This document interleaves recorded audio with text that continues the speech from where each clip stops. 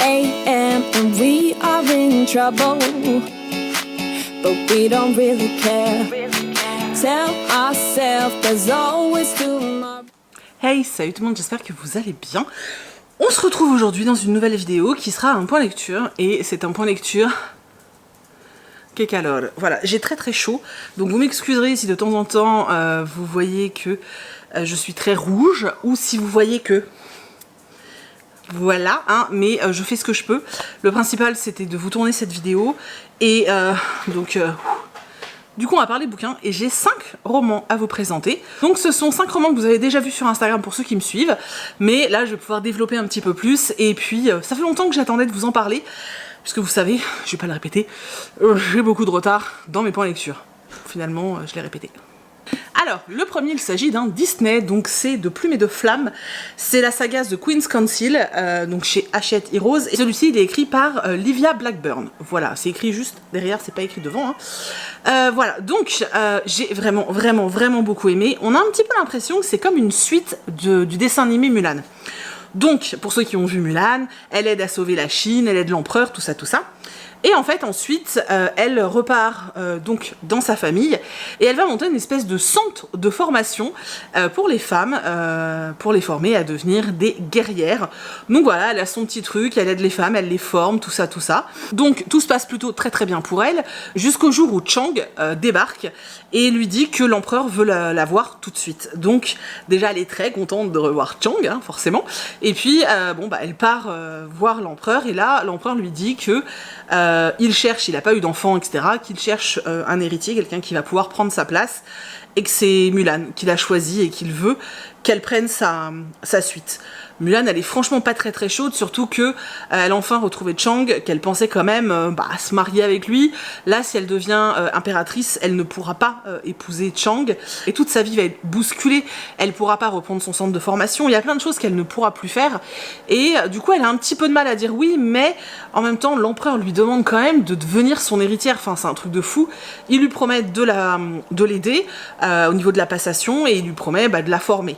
Sauf qu'en fait, elle a à peine eu le temps d'accepter que l'empereur va décéder, et qu'elle se retrouve à la tête de l'Empire.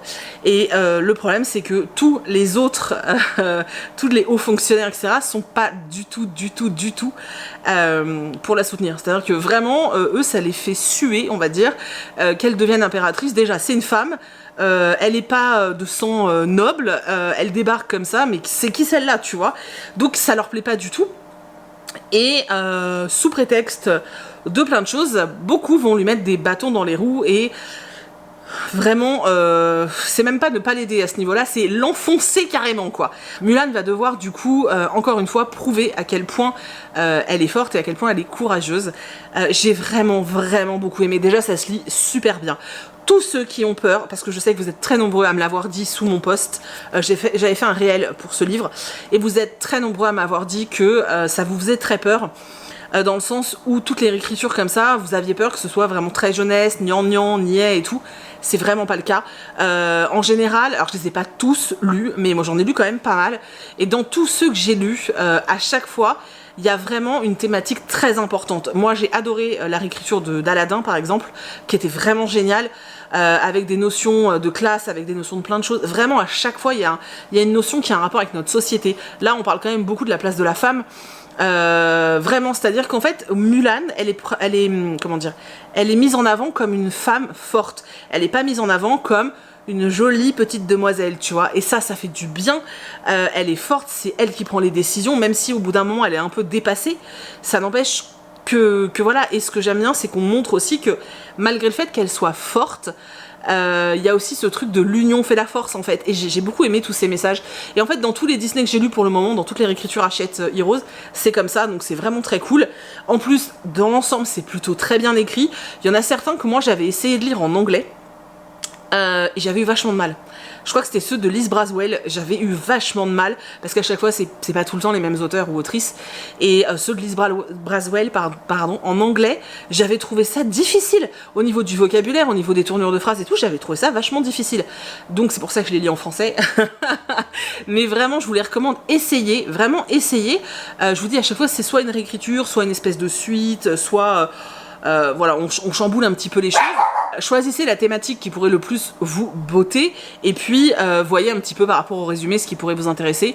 Moi sincèrement pour l'instant, alors les seuls que j'ai moins aimés c'est ceux qui sont très jeunesse, ceux qui sont dans la catégorie frisson. Je les ai moins aimés parce que pour le coup là ils sont vraiment très jeunesse, mais tous ceux-là sont vraiment chouettes. Donc j'ai hâte, il y en a un autre qui sort bientôt, je vais le recevoir, j'ai super hâte. Parce que vraiment j'adore. Donc voilà, je vous le recommande vraiment chaudement pour tous les grands fans de Mulan. Par contre, vous allez adorer. Et même ceux qui à la base ne sont pas des méga fans de l'histoire de Mulan, je pense que ça peut vous intéresser. C'était vraiment trop bien et voilà, j'ai kiffé. Ensuite, j'ai enfin lu Puzzle de Franck Tillier.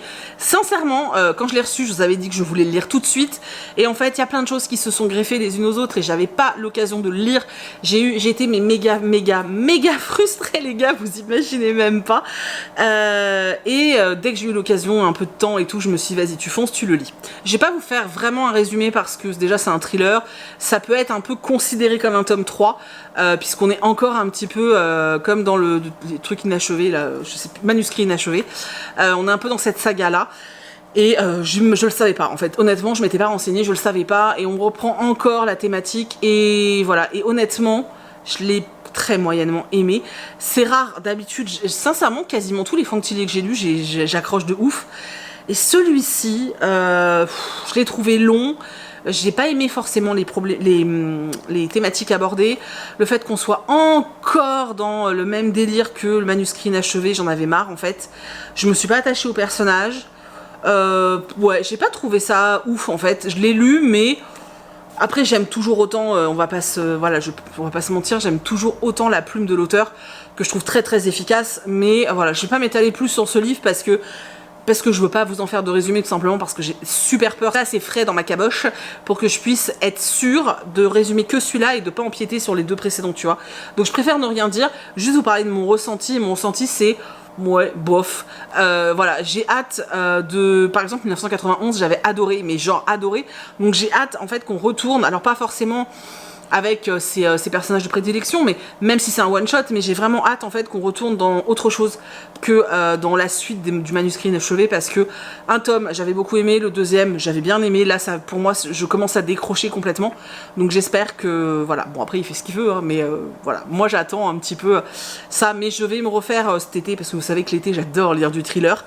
D'ailleurs je me suis rendu compte que je n'avais pas tant que ça dans ma palle, c'est super bizarre, bref, mais ouais, je pense que je vais me refaire les premiers en fait de Charcot parce que j'aime bien et je vais essayer d'aller dans des plus vieux romans de l'auteur, mais celui-là moi j'ai pas trop aimé. Voilà, très constructif comme avis Stéphanie, bravo, cette tunique me gonfle, bref. Ensuite, je me suis rendu compte que je n'avançais pas dans ma saga de Rebecca Keane, donc j'ai attaqué le tome 3, je l'ai littéralement dégommé, je l'ai bouffé, c'était trop bien. Quand je l'ai fermé, j'étais en mode, j'ai envie de lire le 4, j'ai envie de lire le 4, et j'ai toujours envie de lire le 4, donc je pense que je vais lire le 4 très prochainement. Mais en fait, d'un côté, j'ai envie de tout dégommer. Si je m'écoutais, très sincèrement, je les aurais tous enchaînés. Il faut savoir que moi, c'est ma première lecture, il y en a plein qui les ont relus il y a un an je crois, il y avait des lectures communes d'organiser, mais moi c'est ma première lecture, je n'étais jamais allée vers Rebecca Keane et je ne sais vraiment pas pourquoi d'ailleurs, mais je sais pas, j'avais cet esprit de contradiction, je ne veux pas lire Rebecca Keane tout comme je voulais pas lire Shirley Davidson. Finalement j'ai commencé les deux en même temps et je ne prends jamais le temps de les lire. En fait, je suis constamment, j'ai l'impression, faudra vraiment qu'on en parle un jour hein, de tout ça, mais j'ai l'impression d'être constamment happée par des nouveautés et du coup, je me laisse pas le temps de lire les sagas comme ça que j'ai, qui sont plus vieilles, qui sont moins dans la hype et moins dans la mouvance, tu vois. Et qui du coup, auquel du coup plutôt je ne pense pas. Donc là bref, j'étais très motivée, j'ai lu le tome 3, je l'ai bouffé, mes trucs de ouf. Et je vous disais que voilà, je me suis freinée parce que bah je sais que quand j'arriverai, je crois qu'il y a 8 tomes pour l'instant, 7 tomes, oh je sais plus, mais je sais que quand je vais y arriver, bah, je vais être frustrée après. Donc j'essaie d'un côté de les économiser, mais en même temps j'ai envie, à chaque fois que j'en termine un, de continuer. En plus la fin du tome 3, t'es sur les dents quoi. Et je me suis dit, mais mon Dieu, ceux qui ont dû attendre 1 ou 2 ans pour avoir la suite, ça a dû être tellement horrible. Bref, pour ceux qui ne connaissent pas Rebecca Keane, c'est une sorcière, mais une sorcière assez particulière. Voilà, c'est pas juste parce qu'il y a différentes sorcières dans son univers. On est dans notre univers, sauf qu'on est aux États-Unis. Rebecca est française, mais elle vit aux États-Unis. Elle a une petite fille avec un vampire. Oui, c'est bizarre, mais elle a une petite fille avec un vampire. Et elle fuit depuis. Non seulement elle fuit son clan, parce que son clan, en fait. La sorcière qu'elle est, elle a une certaine mission, sauf qu'elle a pas du tout envie de ça, donc elle a fui son clan, donc elle fuit son clan, je me répète, mais elle fuit également le père de sa fille. Du coup, elle est aux États-Unis. Elle mène sa petite vie, sauf qu'en fait, dans la ville où elle est, il y a des démons, j'allais dire des dragons. Non, il n'y a pas de dragons. Il y a des démons, il y a des vampires, il y a des loups-garous, etc. Et elle va se retrouver au milieu de tout ça, en fait, avec sa fille, et elle va, dès le début, en fait, obtenir un poste pour lequel elle est très bien, hein, finalement, mais en gros, elle est un petit peu la médiatrice de ce monde. Du monde caché, en fait, donc elle est un petit peu la médiatrice, c'est un peu la shérif, tu vois. En gros, je sais pas s'il y a un loup qui a pas fait ce qu'il fallait, c'est elle qui y va et qui le dézingue. Voilà, sauf qu'à côté de ça, elle a plein de problèmes avec les hommes, elle a plein de problèmes avec toutes les espèces, c'est très compliqué pour elle. Mais c'est super chouette à lire parce que Rebecca est hyper attachante, tout son groupe de potes est super attachant, la dynamique est dingue, ça va super vite, ça avance super vite, ces petites histoires pseudo-romances, parce qu'on n'est pas non plus dans des trucs hyper romantiques, ça c'est hyper, c'est attachant, t'as envie de continuer, en fait c'est un côté hyper addictif, et ce que j'aime énormément, c'est qu'en fait, habituellement dans la bitlit, j'allais faire un vieux jeu de mots horrible, mais en fait je me suis lassée de la bitlit parce que il y avait trop de scènes de fesses, quoi. Moi j'en avais marre en fait. Vraiment j'en avais trop marre. Donc j'avais lâché l'affaire au niveau de la bitlit parce que finalement c'était les 3/4 du temps j'ai l'impression que c'était plus du cul que de l'histoire, quoi. Et ce que j'aime bien dans Rebecca Keane ou dans Charlie Davidson d'ailleurs, c'est qu'on n'est pas du tout là-dedans. D'ailleurs, il faudrait que je me fasse un tome de Charlet parce que ça me manque et Charlet c'est vraiment chouette. Bref, donc voilà, je suis très contente. J'ai mis le tome 4 pour le challenge de ma pile à lire du mois de juin, quoi. J'ai toujours pas eu le temps de le lire. Je vais peut-être l'emmener avec moi là en partant à Paris pour Saint-Maur-en-Poche parce que dans la voiture et tout ça se lira bien, ça demande pas une grande concentration, donc c'est peut-être un bon plan ça. Voilà, donc Rebecca Keane, je vous recommande chaudement cette saga. On l'aime. et j'ai vraiment hâte de lire la suite. Dans celui-là, il était vachement question de magie cachée et tout. Enfin, on nous dévoile plein de choses au fur et à mesure. Et c'était vraiment cool. Et puis de savoir que tous les clans, en fonction des villes et tout le monde s'entend pas forcément bien, c'était vraiment chouette. Bref, j'ai adoré. Comme d'hab, quoi. Et ben on va aller dans un petit contemporain. Alors j'en ai lu plusieurs, Faubourg Marigny dernièrement, parce que vous savez que j'adore les publications de cette maison d'édition. J'ai pas encore eu le temps de vous en parler, donc là il est temps. Donc celui-ci c'est ce qu'elle a laissé derrière elle, de Hélène Marie Huisman. Donc j'ai vraiment beaucoup aimé, mais je sais pas... je m'attendais à encore plus en fait, je pense tout simplement vu la thématique, mais on a déjà abordé cette thématique-là cette thématique-là a déjà été abordée dans un de leurs romans précédents, c'est peut-être pour ça aussi. Bref, donc dans ce roman, on est dans une double temporalité, alors je vais regarder les dates pour tricher, donc on est en 95, en 1995, on suit une jeune fille qui s'appelle, je crois que c'est Lizzie, ah non c'est Izzy, on suit une jeune fille qui s'appelle Izzy, qui a eu une enfance assez dramatique, parce que sa mère a tué son père, donc son père est mort, tué par sa mère, et sa mère est en prison. Izzy n'a jamais pardonné à sa mère d'avoir tué son père. Elle comprend pas, en fait. Elle sait pas pourquoi sa mère a fait ça, elle comprend pas. Sa mère lui envoie des lettres constamment, mais Izzy ne les ouvre pas. Elle est vraiment braquée, en fait, contre sa mère. Elle refuse de la voir, elle refuse de l'appeler, elle refuse tout contact.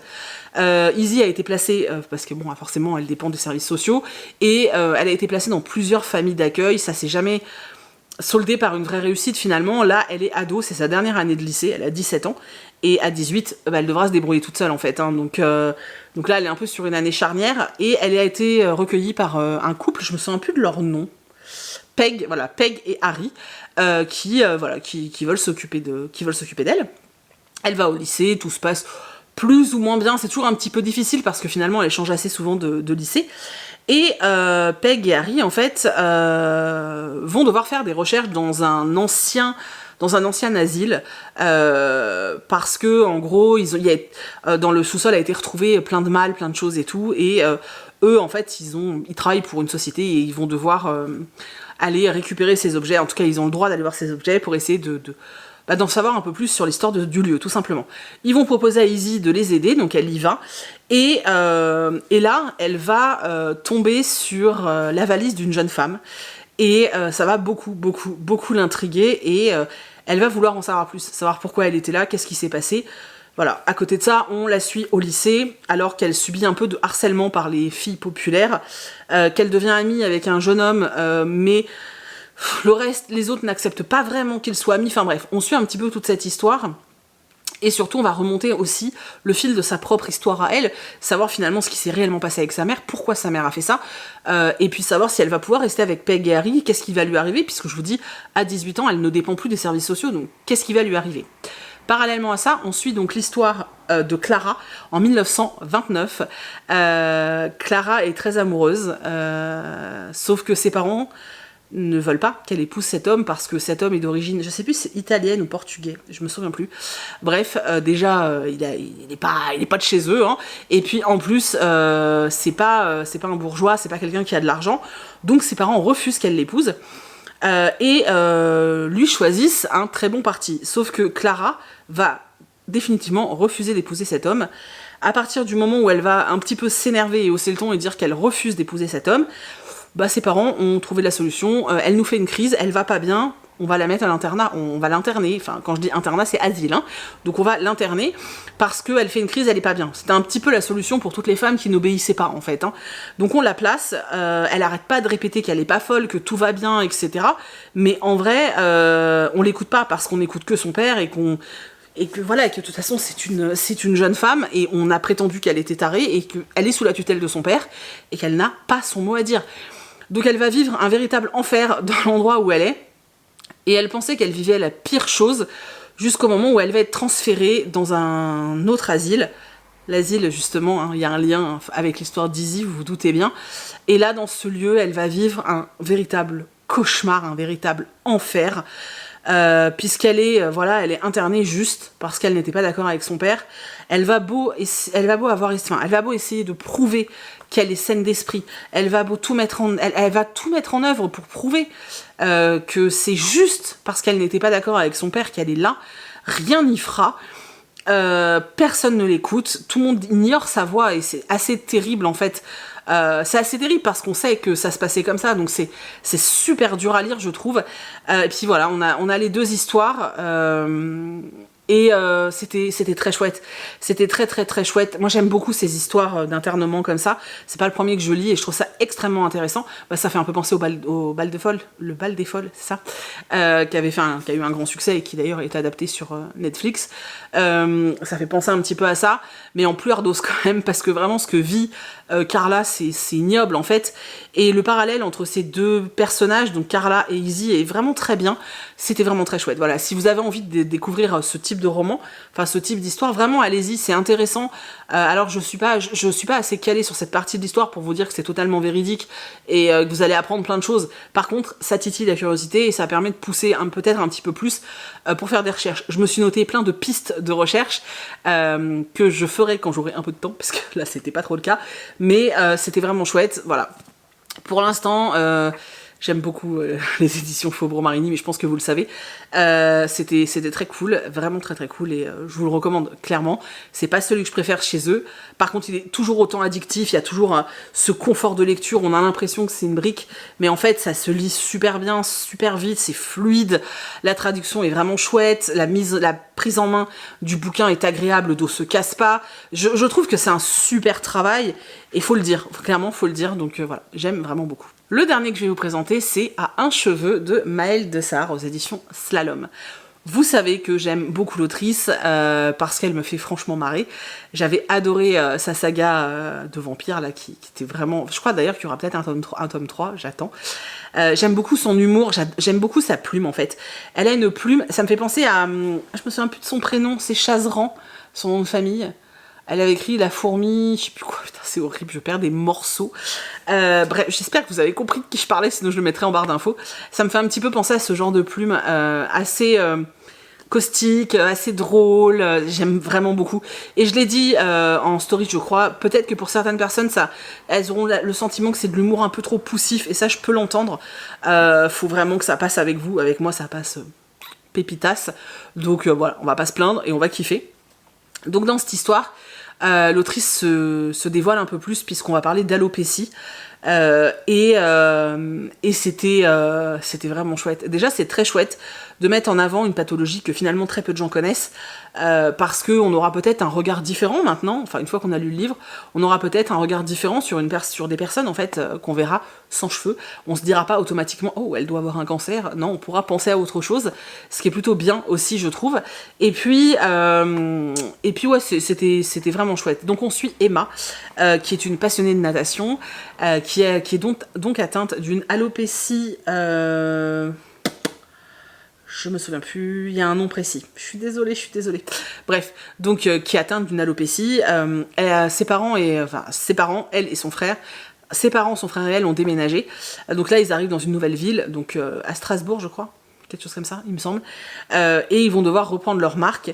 Et c'est à ce moment-là que Emma se dit, ok, nouvelle vie, personne ne sait que je n'ai pas de cheveux. C'est peut-être le moment de mettre une perruque et puis de vivre ma vie comme ça et de ne pas me faire harceler, de ne pas devoir m'expliquer constamment. Donc elle décide de porter une perruque, avec bien sûr la complicité de ses parents et de son frère, parce que comme son frère est dans le même lycée, il vaut mieux qu'il soit ok pour soutenir tout ça. Et Emma va commencer à faire sa petite vie avec son frère Christophe. Ils vont commencer à se faire une bande de potes et tout va bien se passer. Tout va plutôt bien se passer d'ailleurs, et puis elle va cacher sa particularité, sa singularité, elle va pas la dévoiler, et quand elle va commencer à s'attacher un peu plus aux gens, ça va devenir peut-être un peu plus compliqué pour elle. Il y a des choses auxquelles elle pense et auxquelles s'interdit parce que voilà, elle a peur que sa perruque tombe ou qu'il y ait un problème. Donc on a toute cette partie d'histoire, et à côté de ça, on a deux autres morceaux d'histoire que je trouve très intéressantes. Non seulement on a sa meilleure amie, sa pseudo-meilleure amie de son ancien lycée, qui est toujours très présente en SMS, par téléphone, etc., qui est très amoureuse de son frère, Christophe. Du coup, elle passe son temps à appeler « Est-ce que t'as parlé à Christophe ? Est-ce que ceci, cela ?» Bref. Et surtout qui est très toxique, voilà. Et du coup, on aborde de ce côté-là l'amitié toxique, et je trouve ça très intéressant. Le fait que parfois on peut je sais pas, que parfois en amitié, certaines personnes se servent d'autres, peut-être s'en servent comme faire valoir, s'en servent comme tremplin, s'en servent pour se sentir mieux dans leur peau, enfin bon, peu importe. En tout cas, on parle d'amitié un peu toxique, et je trouve ça très intéressant. Et d'un autre côté, on a donc Emma qui fait la connaissance de... c'est pas écrit, bref, elle rencontre une autre fille au lycée qui est un petit peu différente, qui a pas le même look et qui s'en tape en fait, qui est bien dans ses baskets. Elles vont devenir amies, et cette jeune fille en fait elle est streameuse. Elle va très vite se rendre compte que Emma porte une perruque parce que sa maman a eu un cancer, donc elle sait en fait la façon dont est portée une perruque. Mais elle s'en fout en fait, vraiment, c'est un truc, ça lui passe au-dessus de la tête. Et elle, en fait, grâce à ce personnage-là, on va aborder un petit peu, beaucoup même, le harcèlement en ligne, harcèlement sexuel dans ce cas-là, mais pas que. Et le harcèlement en ligne, et c'était vraiment bien foutu et vraiment très intelligent. Et voilà, c'était vraiment bien, il y a vraiment beaucoup. Il y a plusieurs thématiques comme ça qui sont très intéressantes et propres à l'adolescence, qui sont vraiment très bien traitées. Et à côté de ça, il y a des joutes verbales, on est dans la tête d'Emma, et des fois c'est hilarant parce que voilà, la plume de Maëlle fait que c'est drôle. Moi, je peux que vous recommander de découvrir sa plume parce qu'elle est singulière et parce que ça fait du bien en fait de lire des romans comme ça. Donc essayez. Maintenant, si ça passe pas, ça passe pas. Voilà, il y a Esther Parmentier ou il y a celui-ci. À vous de choisir, mais voilà, dans les deux cas, elle a vraiment une plume particulière, donc vous allez vite soit détester, soit adorer, hein.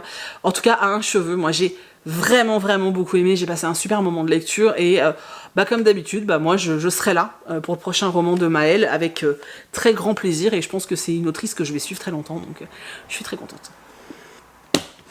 Et écoutez, voilà, je l'ai fait, je peux vous dire que je pègue de partout, mais je l'ai fait. J'espère que vous avez été intéressés par certains titres, que certains vous ont peut-être un petit peu intrigué. J'espère que je vous ai donné envie, en tout cas, de découvrir par exemple les réécritures de Disney. Si vous n'étiez pas tenté, essayez, on sait jamais, hein, de toute façon. Il n'y a qu'en essayant qu'on sait si ça nous plaît ou pas. Et puis voilà.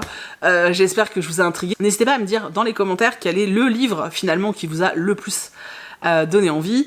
S'il y en a que vous avez lu, est-ce que vous êtes d'accord avec moi? Est-ce que vous aussi vous avez aimé ou pas? Voilà. Moi dans l'ensemble c'était plutôt des bonnes lectures. Je vous ai dit dernièrement j'ai enchaîné plusieurs trucs catastrophiques, certains que j'ai abandonnés, donc je vous en parle pas parce que j'ai pas assez de matière pour vous en parler, donc ça n'a aucun sens.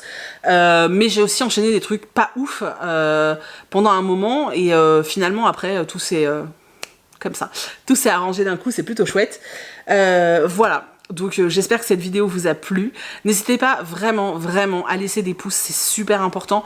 Encore plus en ce moment, vraiment, c'est très important. Surtout que je commence vraiment surtout qu'honnêtement, je recommence à me poser des questions sur les points lecture. Vraiment, je me réinterroge. Alors là, vous allez avoir une vidéo un petit peu sur qu'est-ce qui se passe cet été, comment on va se dérouler et tout, mais il y a quand même de fortes chances que cette vidéo soit un petit peu, peut-être, le dernier point lecture de l'année scolaire, hein, donc jusqu'à septembre, et qu'après on reprendra ce format-là, mais que si je vois que ça bombarde derrière au niveau des pouces et tout, parce qu'en fait, si c'est des vidéos qui vous intéressent pas du tout, moi, elle me demande quand même vachement de concentration. On dirait pas comme ça, mais je vous... n'hésitez pas à laisser des pouces si vraiment ce genre de vidéo vous plaît. Dites-le au moins comme ça. Si vous voulez laisser un commentaire, laissez-le. Ça me fera super plaisir de le lire comme d'habitude. Vous le savez. N'hésitez pas à me rejoindre sur Insta. Il y a plein de concours. Il va se passer plein de choses. En ce moment, je fais des petites stories tous les soirs. Voilà.